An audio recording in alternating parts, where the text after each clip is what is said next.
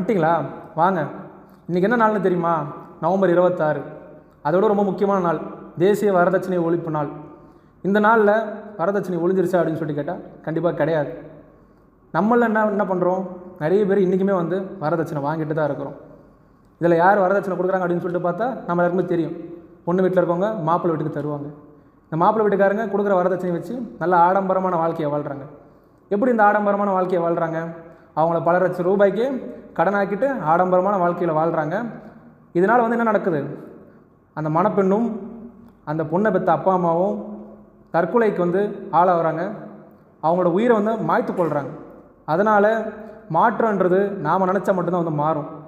நாம் எல்லாருமே, மாப்பிள்ளை வீட்டில் இருக்கவங்களும் சரி, நம்மளுமே இருக்க யங்ஸ்டர்ஸுமே சரி, நாம் நினச்சா மட்டும்தான் இந்த வரதட்சணையை ஒழிக்க முடியும். ஸோ இந்த நல்ல நாளில் நம்ம எல்லாருமே வரதட்சணை ஒழிப்போன்னு உறுதிமொழி ஏற்போம். நன்றி, வணக்கம்.